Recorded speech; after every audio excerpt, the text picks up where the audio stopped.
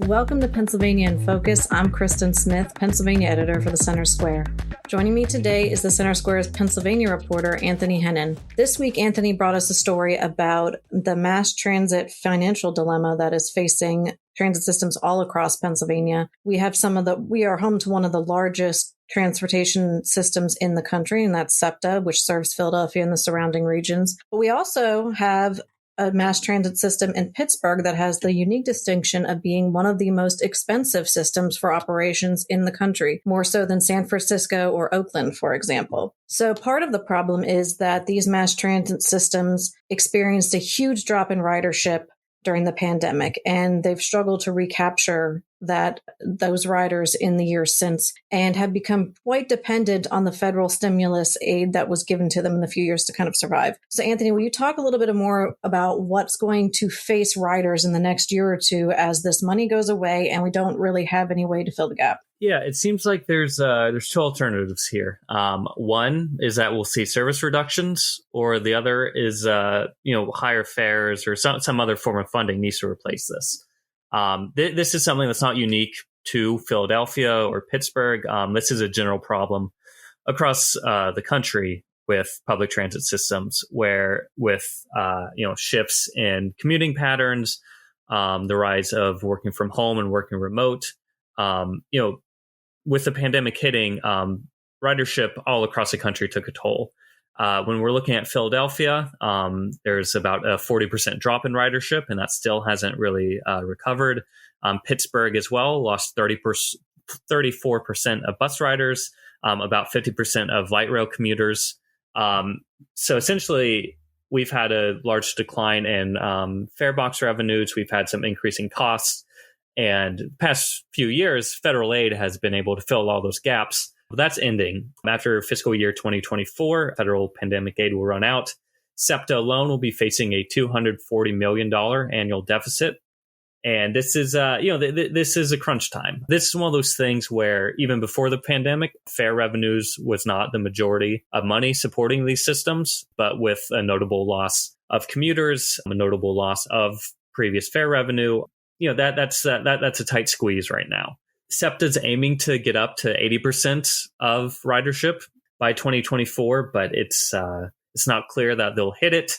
So, there's going to be some hard questions coming up here on how to fund this, or whether to increase funding, to cut services all across the country, essentially. Washington, D.C. especially has been hit with even larger losses here. So one alternative is looking at giving, in Pennsylvania, certain counties more flexibility to pass taxes or fees to maintain these transit systems and cover some of these costs. One proposed bill coming from State Representative Ben Waxman, who's a Democrat from Philadelphia, is essentially looking to allow Allegheny County, which is in Pittsburgh, Philadelphia County, and surrounding Philadelphia suburban counties, as well as Centre County, which has State College, which is where Penn State is, basically giving those counties more flexibility to either create some taxes or to use some existing taxes to support the region's transit system. So these taxes would be on things like liquor sales, property transfers, local income taxes, car rentals, vehicle ownership, basically looking at different ways to give local government more flexibility in how to fund their public transit systems. Whether this bill will come to fruition, it's not yet clear, but this is also something similar to other bills we've seen to fund EMS services, of giving local authorities, local counties more flexibility or more taxing power to find ways to fund these systems. One of the interesting things about this bill is the way that it's written. It seems to have a hierarchy of counties and what they can do to raise this additional funding, because aside from the counties that you mentioned, there's plenty of others that have transit systems, particularly buses. I can think of many in the Harrisburg region, for example, and I'm sure Erie and other larger cities have it too. And so they have the freedom to redirect tax revenues from other sources, as you said, instead of levying new ones.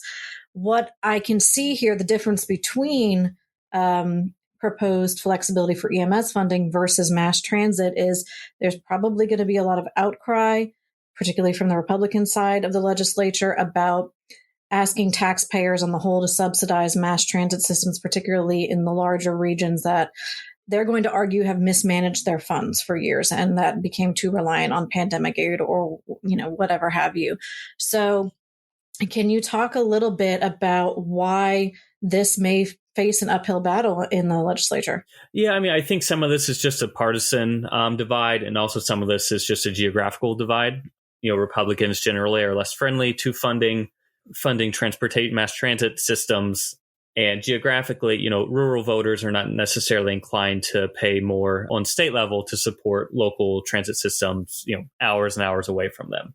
When you look at SEPTA funding compared to some other regions, Philadelphia does get less state level support than some other systems we see around the country. I think, this is just one of those battles. I think if nothing else, doing this locally seems better rather than pushing it on the rest of the state of saying, we have this transit system. If we're going to fund it, we should, try to increase our own funding levels before we go to the state. I think if nothing else, that would be a stronger political argument for them to look at, hey, we boosted funding, we want more.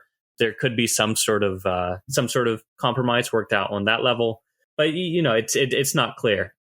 Pennsylvania and its history of having much more local governments and many more smaller local government entities than a lot of its neighboring states kind of play into this and local control. But, it's not clear how much traction this will get. I mean, we've seen some state level bill proposals from Republicans about mass transit systems and funding and different things like that. But yeah, I think it'll be an interesting thing to see here with the House being controlled by Democrats and the Senate being controlled by Republicans. What sort of compromises we get here? Because no matter what happens, again, SEPTA has been warning for a couple years about what will happen after federal spending runs out. We haven't seen a lot of state level action on this, but SEPTA's general manager and CEO Leslie Richards in the most recent budget proposal said that this will be the last budget proposal without service cuts and fare increases unless SEPTA receives additional support from our funding partners.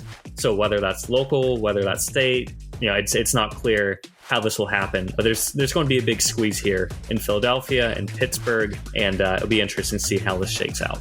Listeners can keep up with this story and more at thecentersquare.com. For Anthony Hennon, this is Kristen Smith. Please subscribe and thanks for listening.